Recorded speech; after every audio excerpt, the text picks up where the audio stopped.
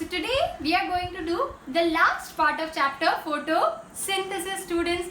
But before we start with our academic part, we have super subscribers coming up. So for being super subscriber, you have to answer all the questions which I ask in the video, beta. एक आध दो question सिर्फ answer करके नहीं चलेगा. So here are the students who have answered correctly all the questions, and that too on time. Okay, so the first one of our super subscriber is Shiv Joshi from Punjab.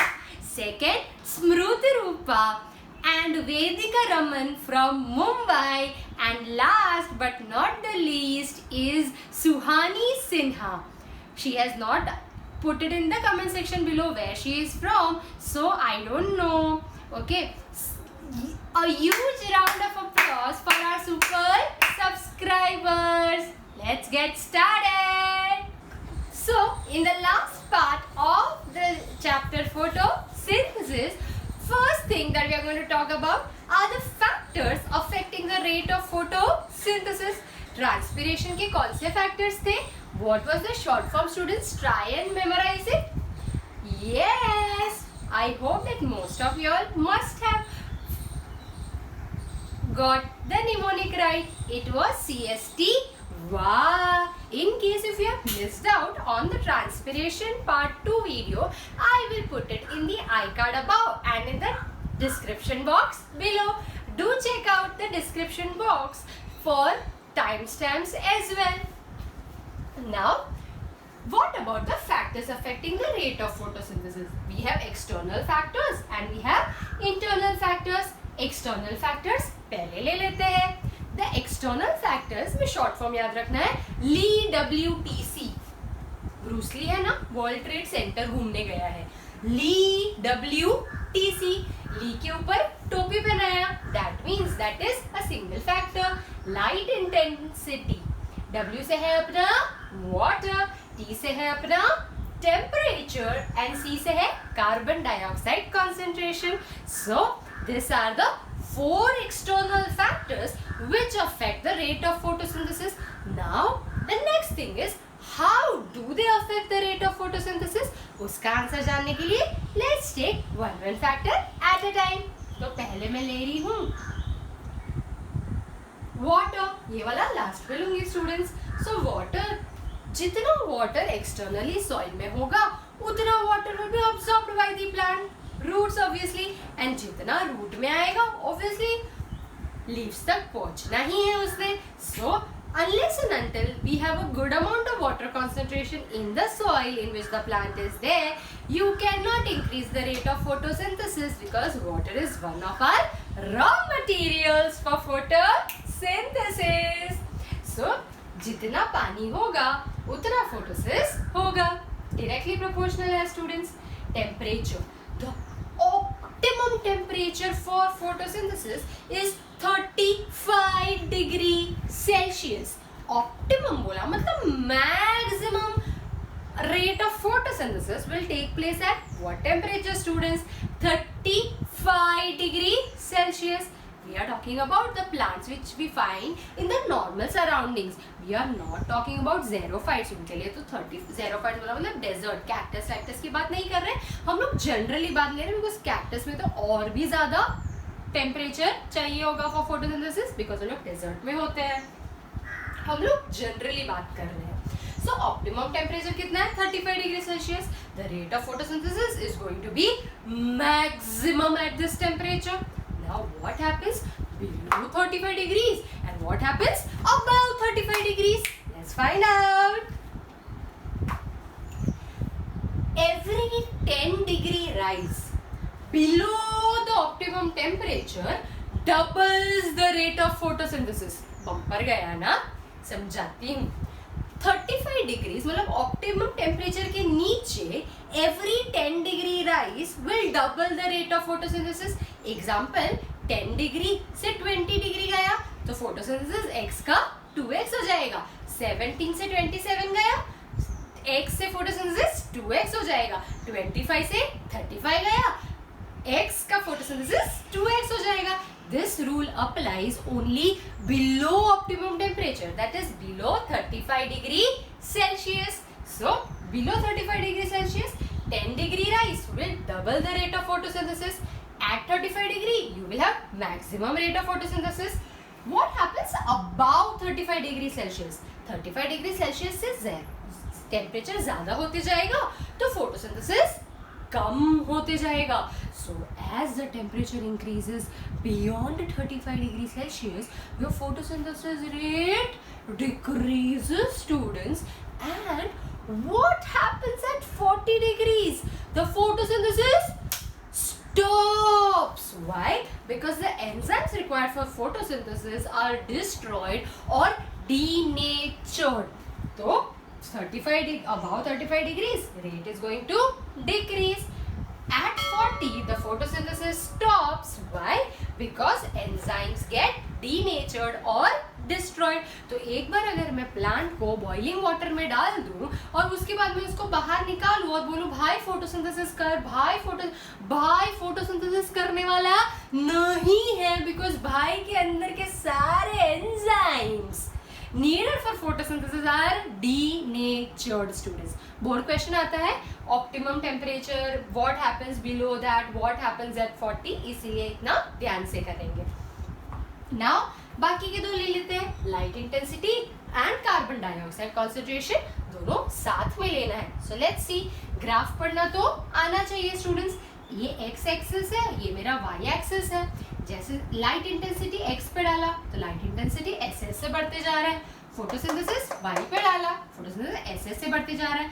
सो जैसे जैसे मेरा light intensity बढ़ रहा है वैसे वैसे मेरा photosynthesis भी बढ़ रहा है. And that is why I am getting a straight line. तो लाइट इंटेंसिटी बढ़ेगा, फोटोसिंथेसिस ऑब्वियसली बढ़ेगा. क्यों? क्लोरोफिल आएगा तो फटाफट NADPH ATP बनेगा तो फटाफट मेरा ग्लूकोज ऑक्सीजन भी बनेगा. But what can I see here? My light intensity is increasing after this point.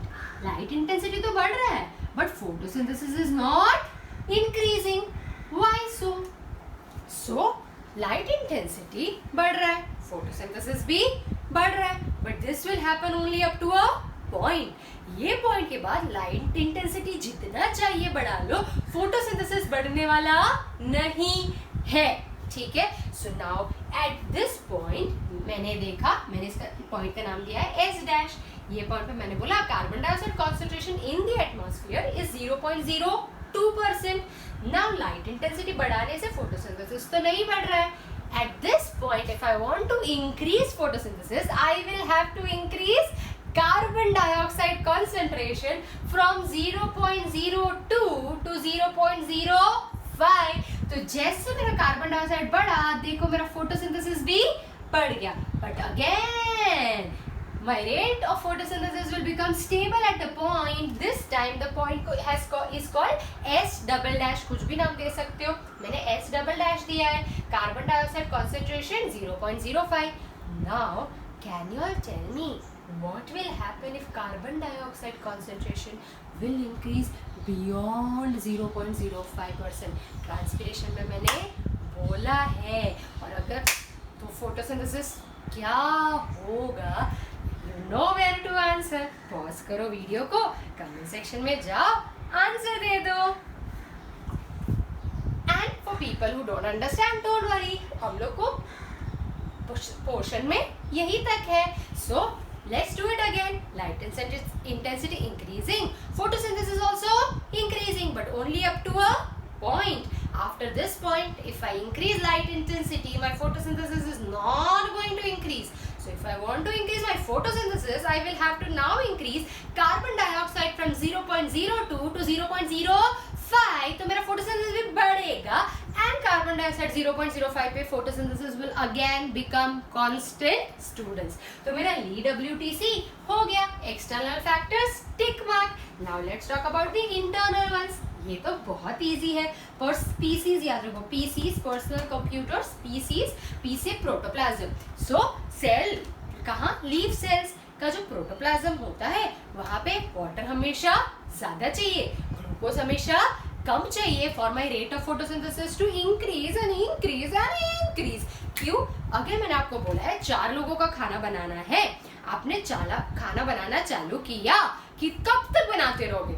4 लोगों को जितना बन गया उसके बाद क्या पागल के जैसे बनाते रहोगे क्या? नहीं, you will stop making food. तो सिमिलरली अगर प्रोटोप्लाज्म में ग्लूकोज कंटेंट बढ़ेगा तो पता चला कि यार फूड तो बन गया है, फूड इंक्रीज हो रहा है, तो रेट ऑफ फोटोसिंथेसिस, अभी खाना और बनाने की जरूरत नहीं है, तो photosynthesis will go on decreasing which we don't want. इसीलिए जैसे ग्लूकोज बनेगा we will distribute it to the body cells of the plant, ताकि प्रोटोप्लाज्म में ग्लूकोज हमेशा कम रहे। ग्लूकोज हमेशा कम रहेगा, खाना कम है तो हमेशा बनाना चालू ही रखेगा प्लांट। सो वाटर ज्यादा चाहिए, रॉ मटेरियल है, एंड ग्लूकोज कम चाहिए। क्लोरोफिल, ऑब्वियसली क्लोरोफिल के बिना फोटोसिंथेसिस होने वाला नहीं है, वी नो इट। तो प्लांट के पास इंटरनली क्लोरोफिल होना is a must for photosynthesis to take place. And then third आता है स्ट्रक्चर ऑफ लीफ। तो स्ट्रक्चर ऑफ लीफ कैसा होना चाहिए? I will talk about it in the next topic, that is factors adaptation in the leaves to increase the rate of photosynthesis। तो वहां पे पता चल जाएगा कि स्ट्रक्चर ऑफ लीफ कैसा होना चाहिए। सो लीफ कैसा होना चाहिए, चलो देखते हैं कैसे मांगते लीफ, ताकि फोटोसिंथेसिस होती रहे। So adaptation to increase the rate of photosynthesis। Leaf चाहिए सीसीटीवी सैन जैसा, सैन ने अपने घर पे सीसीटीवी लगाया है, सीसीटीवी सैन। नाउ अभी यहाँ पे आपको याद होना चाहिए अडेप्टेशन टू डिक्रीज ट्रांसपिरेशन, तो वहां पे क्या था फ्रेंड्स एलसी, ठीक है, यहाँ पे है सीसीटीवी सैन। Always do comparative study because this are interconnected topics, ठीक है। So C से cuticle, for photosynthesis to take place more, I would want my cuticle to be thin and transparent. Why? Because जितना मेरा cuticle thin होगा उतना more light will penetrate it. जितना ज़्यादा light will penetrate it, उतना ज़्यादा photosynthesis तो होगा ही। Then next comes chloroplast. Maximum number of chloroplast कौन से cells में है? किया है part 1 में, in case वो नहीं देखा है जाओ देख के आओ। ओके, सो क्लोरोप्लास्ट सबसे ज्यादा होता है पैलिसेड मेसोफिल में, which is obviously towards the upper epidermis of the leaf. Why? Because maximum sunlight is going to fall on the upper epidermis of the leaf. तो वहां पे अगर क्लोरोप्लास्ट ज्यादा होगा तो फोटोसिंथेसिस अपने आप ज्यादा ही होएगा। Now I want my leaves to be thin. क्यों? Let's see. So ये है मेरा लीफ थिक, ये है मेरा लीफ थिन। लोअर एपिडर्मिस गड्ढा स्टोमेटा, लोअर एपिडर्मिस गड्ढा स्टोमेटा। यहाँ पे कार्बन डाइऑक्साइड अंदर जा रहा है। This is the palisade mesophyll, obviously maximum photosynthesis इधर होने वाला है, the palisade mesophyll. Now carbon dioxide गया, फोटोसिंथेसिस हो रहा है, ऑक्सीजन आ रहे बाहर गया। नाउ ये है अगर मेरा लीफ क्या होता thick, cut to thin leaf में जाओ, कार्बन डाइऑक्साइड गया, फोटोसिंथेसिस हुआ, ऑक्सीजन बाहर, कार्बन से गया, ऑक्सीजन हुआ, फोटोसिंथेसिस, ऑक्सीजन बाहर। सो जितना लीफ थिन रहेगा, easy diffusion of gases, faster diffusion of gases, जितना फास्टर डिफ्यूजन ऑफ गैसेस होगा ऑब्वियसली फोटोसिंथेसिस तो बढ़ेगा ही। दूसरा चाहिए वेन सिस्टम। वेन सिस्टम कैसा चाहिए? एक्सटेंसिव होना चाहिए। एक्सटेंसिव बोला मतलब कैसा होना चाहिए? Now if this is my vein, इतनी ही वेन है, ठीक है। Now vein is the one which is going to distribute food through the other parts, because vein के अंदर मेरे पास फ्लोएम रहेगा। तो ये लीफ A है, ये लीफ B है। किस में ज्यादा फोटोसिंथेसिस होगा स्टूडेंट्स, A में कि B में? The answer is B. Why?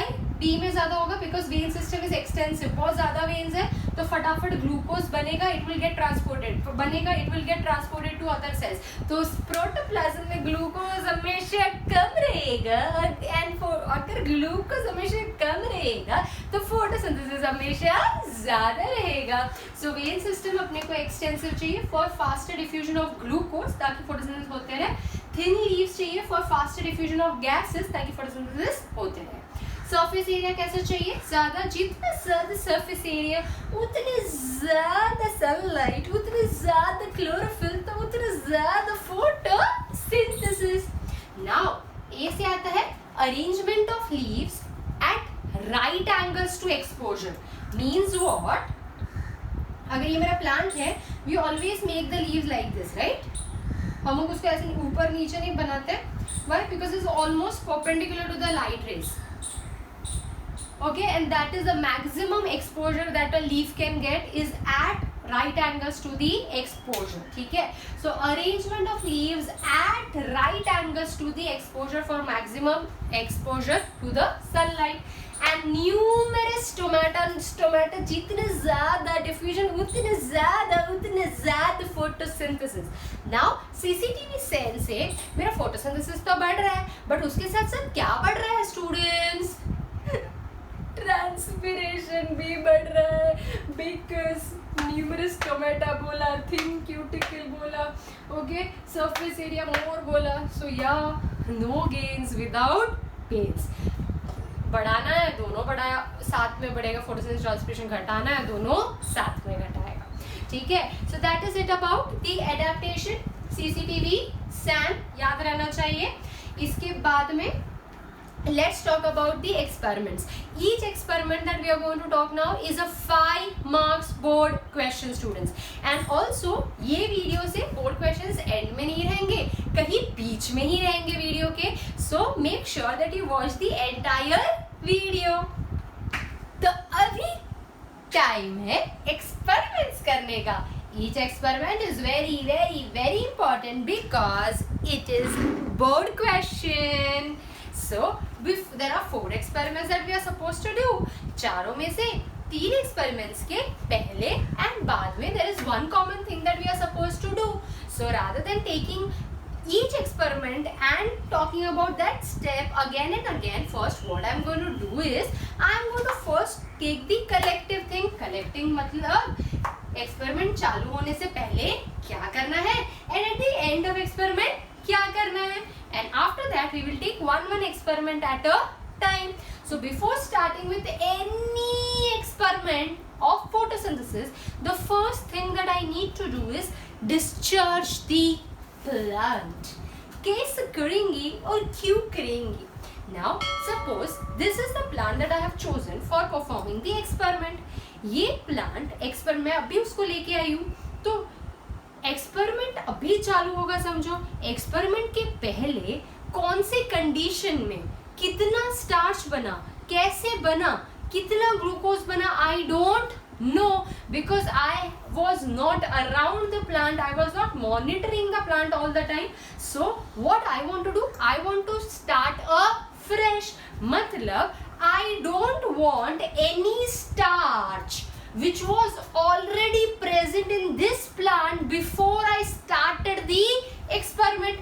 Experiment चालू होने से पहले इस बेचारे ने जितना भी स्टार्च बनाया था, now I want to get rid of that and I want to start a fresh. You will get a better idea when I do this in relation with the first experiment. तो अभी के लिए इतना समझ लो कि ये जो plant है इसको मेरे को स्टार्च फ्री करना है, मतलब इसके अंदर जितने भी स्टार्च पार्टिकल्स है वो I want to get rid of. Starch कैसे रिड ऑफ करें?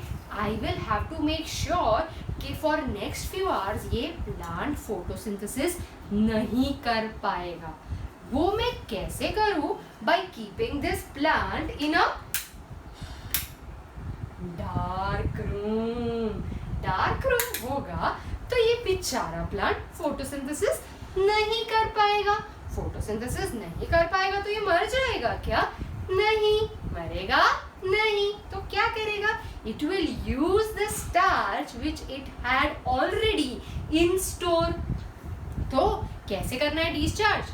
Keep the plant in dark room for 1 to 2 days.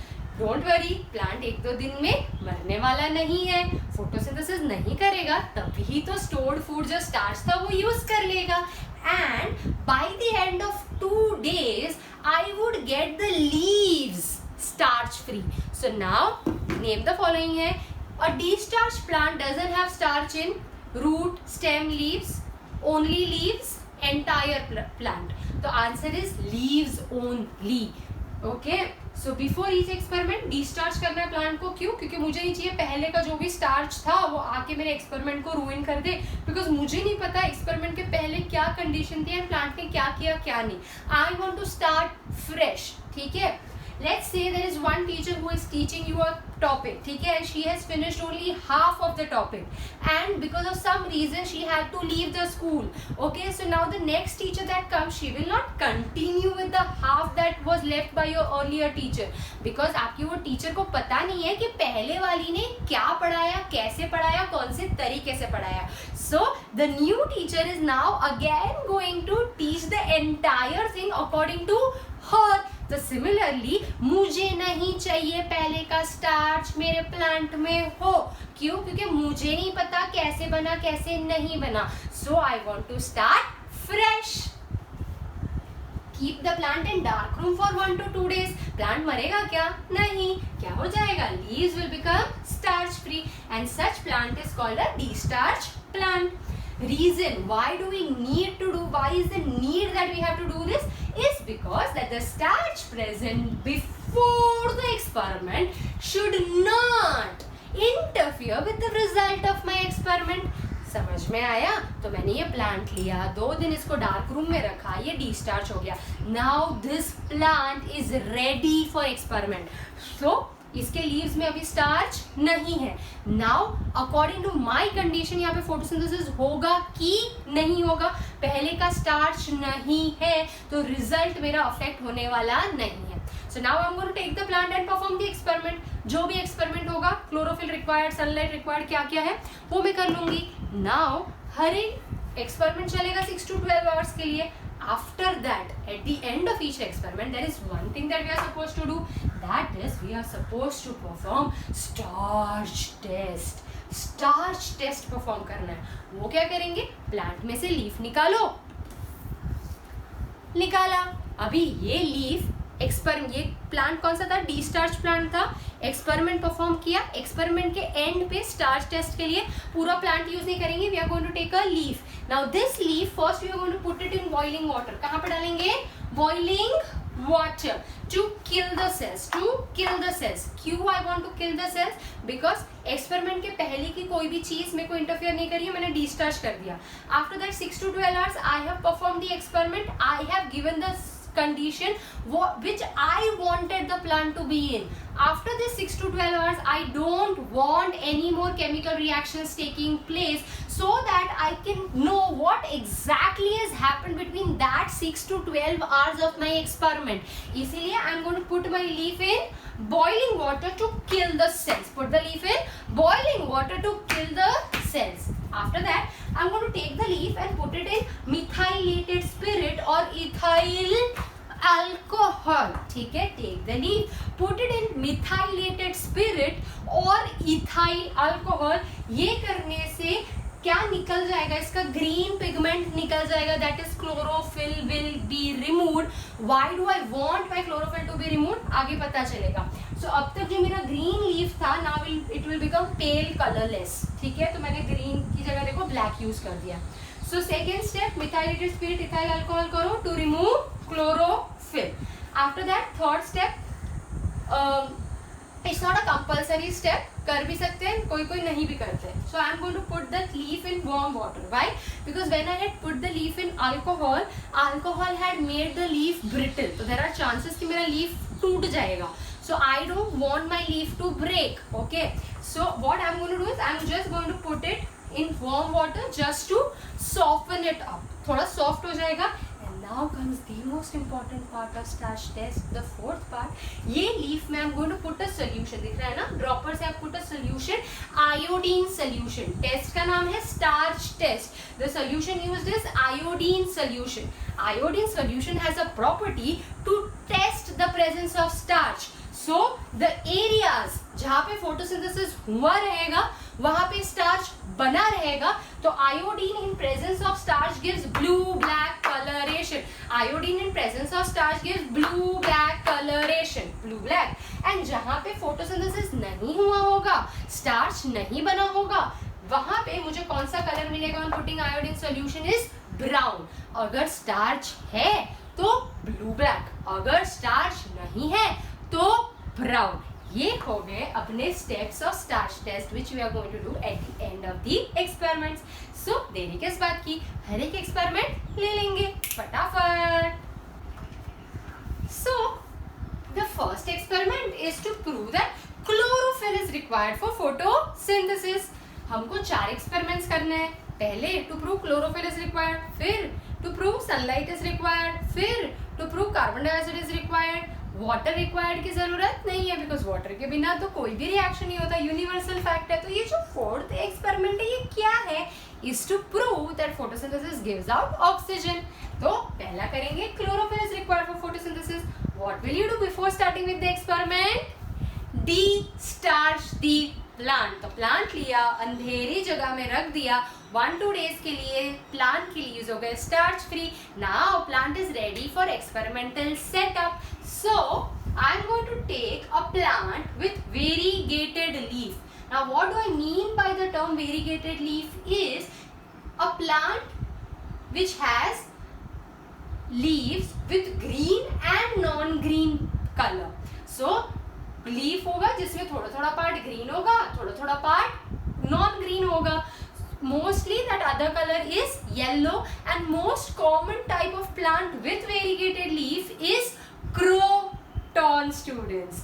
तो चलो देखते हैं croton कैसा दिखता है. So this is the variegated plant. Mostly सबके घर में रहता है decorative purposes के लिए. So let's see. Come closer. देखो इसके जो leaves है they are not green throughout, they have green and yellow patches. Such leaf is called a variegated leaf. And ये जो plant मैं आपको दिखा रही हूँ is croton. Croton. So with this thing in mind, let's go back to the experiment. Croton देखने के बाद समझ में तो आ गया कि croton कैसा दिखता है. That is an example of a plant with variegated leaf. After croton, you can also name two other plants with variegated leaf, that is geranium and coleus. Croton, coleus, geranium. Examples पूछते हैं वो लोग, बोलेंगे what is the type of plant used for the setup? Variegated leaf आया मतलब chlorophyll is required for photosynthesis, आना ही आना है.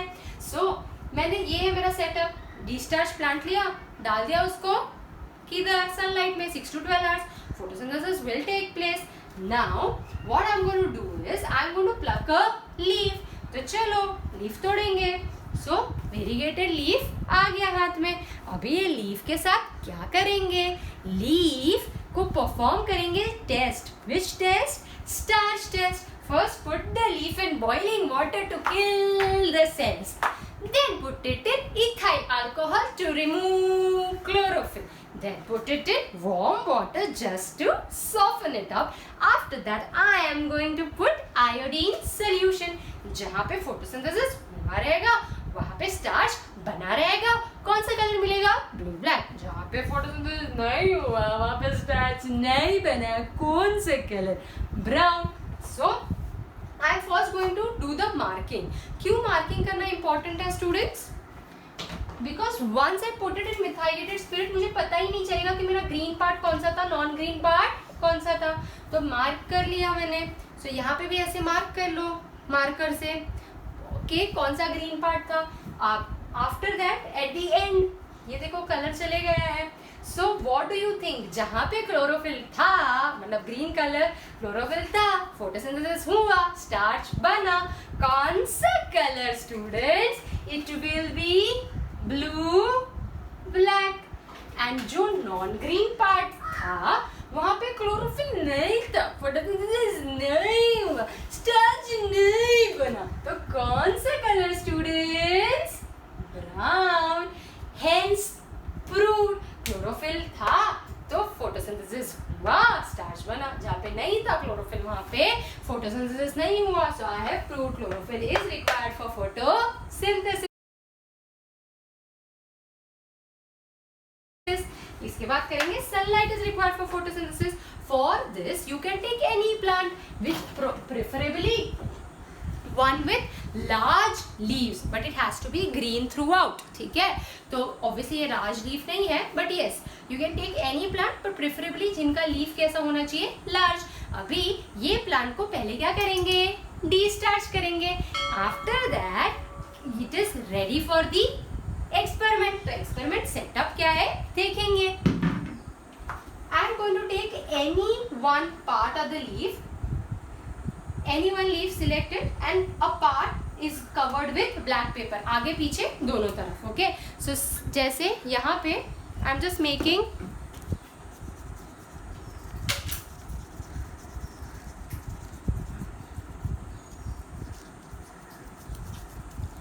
so I have just done it with the marker. एक लिया लीफ एंड लीफ को मैंने देखो ब्लैक मार्कर डाल दिया है, उसकी जगह पे क्या होना चाहिए, ब्लैक पेपर, बोथ आगे एंड पीछे in that particular part. This is my experimental setup. Now I'm going to place this plant out in sun. तो क्या होएगा, जहाँ पे ब्लैक पेपर होगा वहाँ पे सनलाइट पेनिट्रेट नहीं होगा, सनलाइट के बिना फोटोसिंथेसिस नहीं होगा. तो at the end of starch test जो वाले पार्ट में ब्लैक पेपर था फोटोसिंथेसिस नहीं होगा, बिकॉज सनलाइट मिला ही नहीं, स्टार्च नहीं बनेगा. तो कौन सा कलर मिलेगा यहाँ पे, brown, and the part which was exposed to sunlight obviously will photosynthesize and will perform starch. तो यहाँ पे and यहाँ पे कौन सा कलर मिलेगा, blue black. Hence proved कि जहाँ पे सनलाइट था फोटोसिंथेसिस हुआ, स्टार्च बना, blue black colouration. This experiment proves that sunlight is required for photosynthesis. अभी वेरिएशन भी आ सकता है स्टूडेंट्स. यहाँ पे ब्लैक पेपर में देखिए पुट इन अ स्टार और a circle. I am doing a circle. So black pepper पूरा कवर्ड नहीं है, यहाँ पे सर्कल है which is a cut part. तो ये सर्कल में से तो सनलाइट जाएगी, तो फिर यहाँ पे मुझे कौन सा कलर मिलेगा, yes the color which I get is blue black, because in short जहाँ पे भी सनलाइट जाएगा वहाँ पे फोटोसिंथेसिस होगा ब्लू ब्लैक, जहाँ पे सनलाइट नहीं जाएगा फोटोसिंथेसिस नहीं होगा, colour brown. So this is the experiment students. ठीक है, हमको पता होना चाहिए. They will ask you what is the aim of this experiment. तो वेरीगेटेड दिखा मतलब क्लोरोफिल वाला है, ब्लैक पेपर दिखा मतलब सनलाइट वाला है. एक्सपेरिमेंटल सेटअप देख के you should know the aim of the experiment. So अभी करते हैं last two experiment. So the third experiment to prove carbon dioxide is required for photosynthesis. हर एक एक्सपेरिमेंट बहुत ध्यान से करना स्टूडेंट्स. जो भी बोर्ड क्वेश्चंस बीच बीच में आ रहे हैं you know where to answer them. Super subscriber section में आने के लिए एक दो आंसर करोगे तो नहीं चलेगा, सब करना पड़ेगा. एंड दैट टू बहुत लेट करोगे तो भी नहीं चलेगा. सो get your fingers working. Now carbon dioxide is required for photosynthesis. Plant लिया, सबसे पहले प्लांट को क्या करेंगे, डिस्चार्ज. डिस्चार्ज कर दिया, एक्सपेरिमेंटल सेटअप्स करना है. So I am going to take, obviously ऐसे हवा में लटक नहीं रहा है, there is some stand and all which I am not made. Experiment कभी डायग्राम आपको बनाने के लिए आएगा नहीं, डायग्राम बेस्ड क्वेश्चन आएंगे students. So I have taken one leaf where into the flask, and ये फ्लास्क में आई हैव एडेड NaOH और KOH. कुछ भी डालो, NaOH डालो या KOH डालो या सोडा लाइन डालोगे तो भी चलेगा. All this three substances absorb carbon dioxide. 9th standard में पढ़ा है. सो NaOH KOH कुछ भी डालो, दोनों नहीं, कोई भी एक डालना है. सो ये फ्लास्क के अंदर जितना भी एयर रहेगा, now is carbon dioxide free. Carbon dioxide has been absorbed by NaOH or KOH. Now keep this plant out in sun for few hours. After 6 to 12 hours, I am going to pluck leaf A, and I am also going to pluck any other random leaf from the plant. So I am going to name it leaf B. And now we are going to perform starch test. Boiling water, kill the cells. Methylated spirit to remove chlorophyll. Warm water, soften it up. Put iodine solution. So before starch test,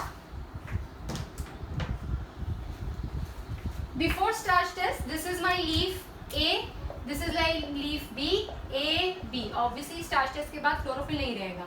तो after starch test ए में कौन सा colour होगा? ए को carbon dioxide मिला क्या? नहीं, सब कार्बन डाइऑक्साइड अब्सॉर्ब कर लिया NaOH KOH ने. So without carbon dioxide will a perform photosynthesis? No. Starch बनेगा क्या? मोई. तो कौन सा कलर मिलेगा तुमको? कलर मिलेगा तुमको ब्राउन. अभी करेंगे बी. बी के पास सब कुछ था, sunlight, carbon dioxide, water, chlorophyll, सब कुछ है, तो फोटोसिंथेसिस करेगा. तो यहाँ इसको कार्बन डाइऑक्साइड नहीं मिला, इसको कार्बन डाइऑक्साइड मिला, फोटोसिंथेसिस हुआ, स्टार्च बना. कौन सा कलर मिलेगा? Blue, black. Hence proved if you get carbon dioxide photosynthesis हो रहा है, विदाउट कार्बन डाइऑक्साइड फोटोसिंथेसिस नहीं हो रहा है. B is acting like a control setup students. अभी करेंगे last setup experiment, that is oxygen is given out during photosynthesis. अब तक हम बोल रहे थे थिंग्स रिक्वायर्ड, अभी हम बोल रहे हैं ऑक्सीजन इज गिवन आउट. ये भी बोर्ड क्वेश्चन होता है बहुत बार.